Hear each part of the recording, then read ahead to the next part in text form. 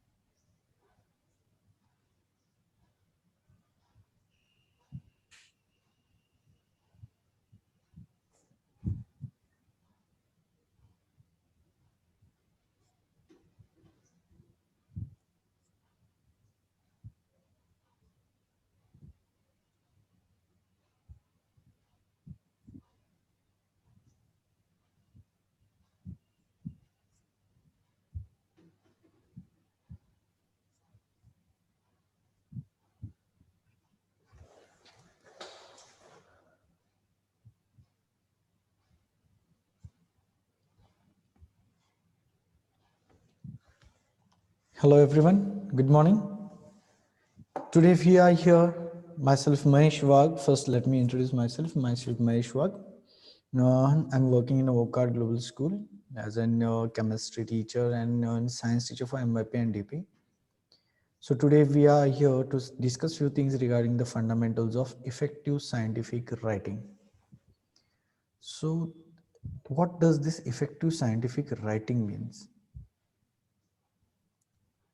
So whatever the writing we have done, this writing should be in a way where everyone gets benefit out of it, or you should create a maximum effect on the person who is listening to it. So this we'll discuss the few things regarding it. So how it should be written, how effective it should be, and how different ways to make it more effective. So few instructions before starting the session. You should turn off your video and mute yourself during the session. This session will be for 30 minutes. If you have any doubts or any question, you can post the questions in the chat box. Last 10 minutes of the session will be given for the question and answers. So please follow these instructions and let's begin here. So self-introduction. As I told you earlier, myself Mahesh Wagh. I'm working as in a Wockhardt Global School. It is an IB school, and I'm teaching here chemistry for the DP students and sciences for the MYP students. I'm also working as a DP load. My role here in the school is as a DP lead. I'm teaching chemistry and sciences for school and college level students since 2013 and I'm teaching for different boards. Means almost I've taught state board, CBSE, IGSE, CI, IB. Means almost all board. I have an experience of teaching all the boards. My educational qualifications: I've completed my MSc Organic Chemistry with distinction, MBA with distinction, HR with MBA in HR, LLB in Criminology with first class. B.Ed, recently I've completed my B.Ed. Again, it is with A plus grade CGPA. Diploma in School Management, again with first class. I'm currently pursuing my PhD in chemistry. It is and it's a topic related somehow regarding the catalyst. So I will not explain you deeply here. And I've also qualified other state and national level exams such as NET, SET, and PET. So this was regarding my introduction. So let's move to the next slide. Introduction to the topic. Now, as the topic is, that is the fundamentals of effective scientific writing skills. So the scientific writings, we have some rules and regulations for your language and literature, how it should be, where should come first, what should come last. In this way, we also need to follow a few basic rules while you are writing a scientific report. It may be a report or anything. So here we'll see writing is a very important part of science. It is a document and communicate ideas, activities and findings to others. So mostly what we do in the science, we have some ideas, we plan some activities on it and come to a conclusion and we publish it. So these main things are done in the sciences mostly. So this is the best effective way to communicate these all ideas, activities and the finding to the others.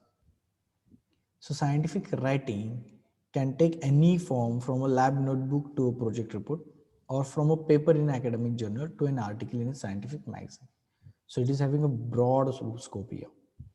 So this session's guide focuses on scientific writing for your academic coursework, much of which is devoted to describing and explaining. Why I'm emphasizing on academic coursework? Because all of you, most of the attendees here, maybe the students, so here they'll be dealing only the academic coursework. And in academic coursework, in your college levels or in school levels, you are not expected that yeah you should come with out of the box idea and you should innovate something and go for the patent and discoveries. No, but you should be able to describe and explain your scientific whatever the activities you are doing. So we'll see how it should be done. First thing, that is the characteristics of good scientific writing. What should be the characteristics of a good scientific writing to make it more effective? So good scientific writing is, it should be clear. Clear means what? It should not have any unnecessary details in it. So if you are explaining any lab report, or if you are writing any lab report, you are not going to write anything. Yes, I came in school at this time, I went in lab at this time, then I did this, I did that. No, it should be specific. The second point, your characteristics, it should be simple. It uses direct languages, avoid complicated sentences, and technical terms are used only when they are necessary for accuracy. So don't go for the indirect languages, which will be much difficult to understand, and complicated sentences, twisted and something having complications in it, so which are not easy to understand, or using more of the technical terms in it. No, these things are not needed, because if your audience is a person who is not from a background of a science, he will not understand anything if you are using more of the science technical terms.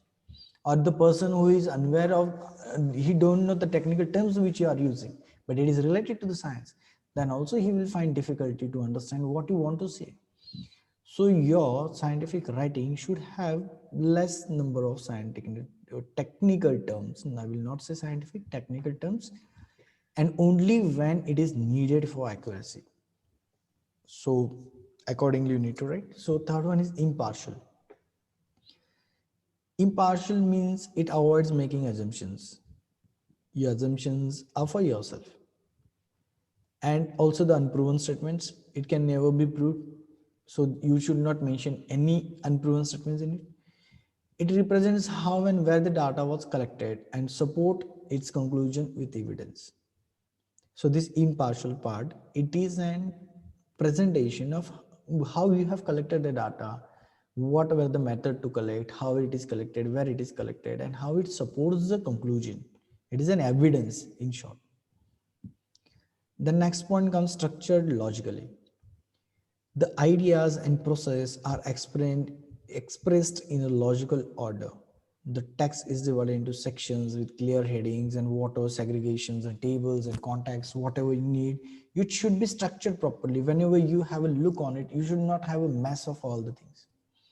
It should be separate and clearly identical. Yeah, this belongs to this belongs to this, and separate sections. You may even go for chapters, like you go for the highest research studies like PhDs. You can find different chapters are there. You didn't go for the chapters, but you can structure it in a logical way. Then next one comes to accurate. It avoids indefinite and ambiguous language such as about, approximately, almost. These things are not done. Suppose if you are doing something in the lab, so you can't use approximately, almost, it should be around. These words not should be not there. You should be accurate about the task which you have done. Then comes the objectives. Statements and ideas are supported by appropriate evidence that demonstrate how conclusions have been drawn, as well as acknowledging the work of others.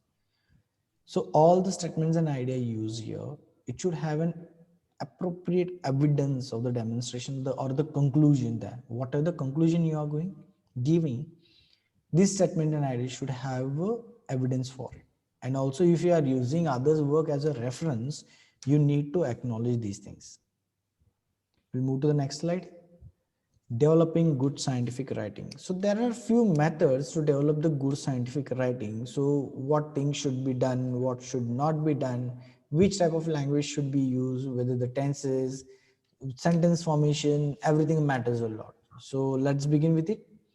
First of all, choosing the words. Yeah, it is the basic one, choosing the words. So choosing the words, first of all, it is that to make your writing clear, accurate and concise, you should consider carefully the words that you use and the way in which you use them. You know that words are very, very harmful, so how you are using and the way you are using, and it also is very, very useful if you are using it in a correct way. So here also the word matters, so you should be very, very careful that these words should be clear, accurate and concise regarding to your topic, to make your topic or your writing more effective. Then comes the second point here, that is the technical terms, which you have already discussed, that you should not be using more of the technical terms. It should be there, but not more of them. Okay. And you should also use here correct technical and scientific terms in order to make a presentation more clear and absolute. But again, remember the same thing I'm repeating. You should use only in less number wherever it is needed to give the accuracy. Do not try to impress the reader by using unnecessary technical expressions or lengthy words. Make a note of it. Do not try to impress the reader by using unnecessary technical expressions or lengthy words. So you should be very, very clear that here you are not using any unnecessary technical words. Abbreviations, next point is the abbreviation. Abbreviations are, yeah, they are useful to save your time and avoid repetitions, but in most of the times you can see this abbreviation creates a lot of confusion and you might misunderstood by someone and you get some different meaning which was not expected and mess is created. So you should use the abbreviation words, only the abbreviations of the words which should be used, those who have standard abbreviations. Already there are mentioned, lists are mentioned, and they exist, only those type. Don't create your own abbreviations. You may come to that point such that many abbreviations are used nowadays in chit chatting and everywhere here and there. So don't go for such type of abbreviations here. Okay. If it is standard abbreviation, then you can obviously use. So it will reduce your repetitions, avoiding repetitions. It will be your time saving and it will be obsolete. Okay. Then next, use objective rather than subjective language. So your objective language is impartial and states a fact or process, while your subjective language is open to question or interpretation as it implies personal thought or belief. What does subjective means? It is an open question or interpretation as it implies your personal thought or belief. And objective means it is impartial and states a fact or process. It is a fact. And in objective, it is your thought or belief. So we'll see one example of it. Objective. In objective, we can tell that his car traveled at 38 kilometers per hour. It is a clear objective statement of fact that his car was traveling by 38 kilometers per hour. The speed was of the car. But if you go for subjective, you can see the content of the test tube turned a beautiful blue color. Now, here uses beautiful in such a way that subject is subjective because it cannot be measured or accurately explained to the reader. Always use language that is concrete and specific rather than vague and personal. So you can see that the blue color is beautiful, but can you identify can you measure it, how much the blue color is it, and whether it is totally blue or some other color is also mixed in it, like white or that something like this. So you don't know that. Now you are telling here your personal view that is a beautiful blue color. It's your own thought and belief, so it comes under your subjective. While the car, it was having 38 kilometers per speed, so it comes under your objective. It is a fact and it is correct. So your sentences should be objective rather than subjective. We'll move to the next slide. Then choosing a voice. Scientific writers have a tendency to use passive voice rather than the active expressions, starting that A was affected by B uses the passive voice, while starting with B did something to you, A uses the active voice. The following example shows a sentence written in both the passive and active voice. So we can see here how the sentences, whether it is an active voice or whether it is a passive voice, how it makes an impact. So the passive, the experiment was designed by the research officer. This is a passive statement. If you go for the active for the same statement, it becomes the research officer designed the experiment. Okay. So the passive voice is particularly used when you wish your writing to be formal and depersonalized. At that time, you should focus on your passive writing. Depersonalized means you are not adding your opinion or views to it. What do you think and what do you believe? That comes under your personalized thing. Again, it is also called as subjective writing. And when you want to make a writing formal, so you should be using a passive voice. We'll see one more example. It was agreed that the experiment should be dash dash dash, whatever it should be done, not done. So active becomes we agreed that the experiment should be. Are you getting it? Passive, it was agreed. So it again become depersonalized. And in active, we agreed. Again, you are involving yourself in it and it becomes personalized. So it should not happen. So again, passive, extra solvent was added to the flask. If you go for the active, the technician added extra solvent of the flask. Again, it is personalized. The technician came in between. We'll move to the next one. So another example is of passive. A water pipe was broken in 3 places. Fact. It's a fact. So it is a passive. It comes under subject, objective. Active. Someone or something had broken the water pipe in 3 places. Again, it became an personalized. You are telling your opinion, so it became your active, and also it became your subjective. So it should not happen. It should be more of objective, and it should be in a passive voice. But while using this passive voice, this can lead to clumsy and overcomplicated sentences. Active voice are the straightforward sentences, but the passive voice somehow creates a mess with the English statements. So what is that difficulty? Passive difficulty was experienced in obtaining the product in a high state of purity. This is a passive statement. It can be written is rather conjugated way of saying. Okay. In active, you can say the product was difficult to purify, which is more clearer and more straightforward statement than the passive one. So in general, what we can say, the active voice is clear, more direct and easier to read, but the passive voice can be more appropriate in particular circumstances. Means it is not the fact that every time you need to write the sentences in the passive voice.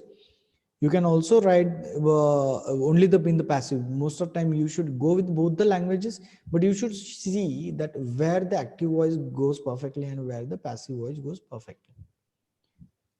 So what is most important is for you to be aware of how you are writing and how the voice that you choose affects the tone and the meaning of your words. So be careful while using your voice. The next thing comes your personal and impersonal. Scientific writers often try to avoid use of personal expressions or statements in order to make their writing seem more impartial and formal. The following sentences has been written with both formal, personal and impersonal expressions to highlight the contrast between the two writing styles. Let's see it. The first one goes your impersonal statement, and it is the explanation for this phenomenon may be found in. This is the statement. In XYZ, whatever, you can complete the statement. In personal, we or I believe that the explanation of this phenomenon may be found in. So you can clearly see here, you are not involving yourself in the first statement, and that type of statements, it is called as impersonal statements. While the second one, you can see if you are clearly mentioning we or I. So this says that you have involved yourself in the statement and it becomes your personal. Second one, we'll see impersonal and passive, how the impersonal and passive goes together. It was decided that the temperature should be raised. It was decided. Okay. So this statement gives no information about the identity of the people who made the decision. In impersonal and passive, we have already seen passive. While, but if you go for an personal and active, see, we decided that the temperature should be raised, avoids ambiguity and makes the sentence sound more direct, but uses the personal and rather informal way. So active is more direct statement, but it is an informal way. Passive is a more relevant statement, but it is an formal way. So you should be using all these tricks to write your own thing. So where you need to be personal, where you need to be impersonal, where you need to be passive, active, whether you should be other tenses are also there. We'll see that further. Okay, so we'll see one more, impersonal and active. Now we have seen one combination of impersonal and passive. Now we'll see a combination of impersonal and active. The research team decided, you can see that the research team decided, just a minute. Okay, so the research team, we can see the research team decided that the temperature should be raised is clear and direct. The temperature should be raised. It is told that the temperature should be raised. Who have told it? The research team. So it is clear and direct.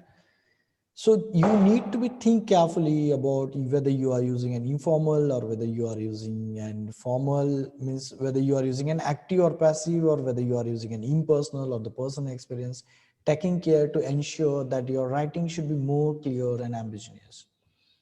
So please make sure that you are using a correct form of words and the voice and the personal or the impersonal category to summarize the things or to represent the things. Now, after that, we'll move towards the tenses, how the use of the tenses affects your writing. So first of all the scientific writings which you have mostly seen or gone through, mostly they are in the past tense. They describes the experiments or they describe the observations which they have done and everything, whatever it is there in the past. If you open your any science book, you can see all the experiments are done before and explanations are done before. So most of them are using the past tenses. Most, we can say almost, not most. So here we'll see how these tenses affect. However, we can see that the past tense is not then appropriate for everything that you write, and something you need to combine different tenses in the same piece of writing. So you can't delay continuously on the past tense for your writing scientific skills. You need to make a proper combinations of all the tenses like the past, present, and future tenses. So how the combination can be done? For example, you see that the example given in the bold form, the experiment was carried out in a sterile environment. So experiment is already carried out, so it became a past statement, past tense of the statement. You can come to the next one. It is particularly important to avoid contamination. So it is particularly important to avoid contamination. It presents that, it states that you are doing it in the present tense, you are avoiding it from the contamination. This is the general and it is the truth. So it comes in the present tense. The next is a part of the statement that it will be necessary to ensure that the same conditions are replicated in the future experiments. So if you are doing any experiment and you need to do step 1, step 2, step 3, so in other steps 2 and 3, which you are going to do in future, but already it is stated in the past, that comes in the future tense because it is a recommendation for you. So you can see one statement is using all three tenses, past, present, and future in it to come up with an effective way of stating it. So you should be aware that which tense suits properly in which scenario and you should use it accordingly. Okay. By which your understanding should be clear and ambiguous writing style. We'll move to the next slide. Then comes an important thing, that is the sentences. Now you have decided regarding the words, voice, partial, impartial, impersonal, personal, even you have seen the tenses, everything is done. Now it's fine. But now the things comes to frame the sentences. This is again and one big task if you are a new writer. Now, what we need to keep in mind that the sentences should not be too short. If they are too short, we need more number of sentences. And if the more number of sentences are there, it should be proper connected to each other. It should not be poorly connected. If it is a poorly connected, it gives you something of irritating feeling, or you dislike that content and you may not read it. Okay. Conversely, if you see that if sentences are too long and rambling, it becomes difficult to follow and to understand what you are going, or you can't go with the flow of the sentences. Okay, so if it is that too short, then also it's not so fine, and if it is too long, then also it's not fine. So you should have a proper length of the sentences. So the general rule for the sentences is that your sentence should not be more than 20 to 25 words. Okay, so then you may have one question in your mind. So with the sentence which I have already framed of 50 to 100 words, what to do about it? 100 words is not a sentence. Obviously, it becomes a paragraph. So if your question is around, or the segment is around 50 words, what to do? Now you may go and you may start deleting the words from it, cutting the words. But again, you should make sure that you are not cutting the necessary words which are used, or technical terms or the scientific terms, or the words which are giving more impression to a sentence. This should not be cut off. Yeah, the few examples of cutting out the unnecessary words are given here. Have a look on it. Like is a word, and it can be used to replace along the lines of. Along the lines of means you can say it is like other. So one short word like, it replaces along the lines of the whole 4-word sentences by a single word, that is like. The second example, now may be just as appropriate as. Now these states that at present time. So these things you can be using now. Now means at present time. So now a small word replaces again the 4 words, and in this way you can reduce the unnecessary words from your writing, and it creates impact, great impact. So we'll go into the next point. How should be the sentence? It should not be too complex. If the sentence is too complex, you should be dividing into the separate sentences. Avoid using phrases in your sentences. If you are using phrase, the phrase should be understandable to the other audience. So we'll see the sentence. First sentence, if a breakdown occurs, it is important that alternative supplies are available, and the way that this is done is for the power stations to be linked to the high voltage transmission lines so that all of them contribute to the total supply of energy, and an unexpected large demand can be handled. Now this is a complex sentence. Now if you go through it, I was not able to follow myself for this segment, so I don't expect the other things, the other audience who are not from the science background to understand the sentence. But you can make it more meaningful and understandable, but just by making it in a separate or a simple sentence. How can we do it? Let's see the same example again. It can be rewritten as, if the breakdown occurs, it is important that alternative supplies are available. So here we added in comma, semicolon. This is done by linking power stations to the high voltage transmission lines. We need to stop here because the sentence was becoming too lengthy. Okay. Then the next thing here, all of them does contribute to the total supply of energy, and unexpectedly large demand can be handled.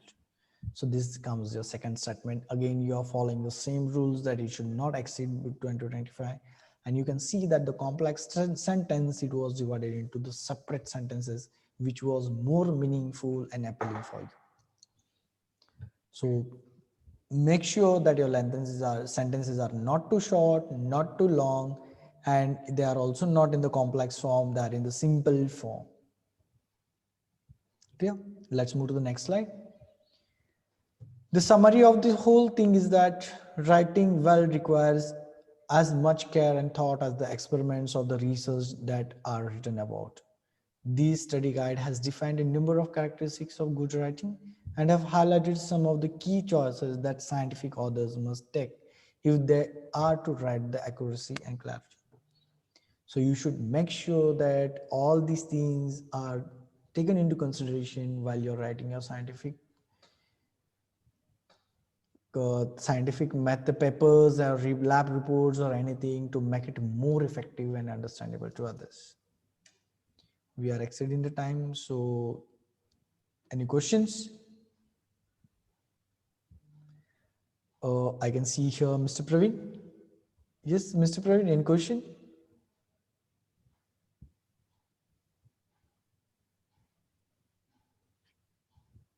I'm asking you to unmute. Yes, yes, Was Mr. Praveen. it? Do you have any I question? enjoy. No, sir. Thank you. Thank you. Thank you for attending. Welcome.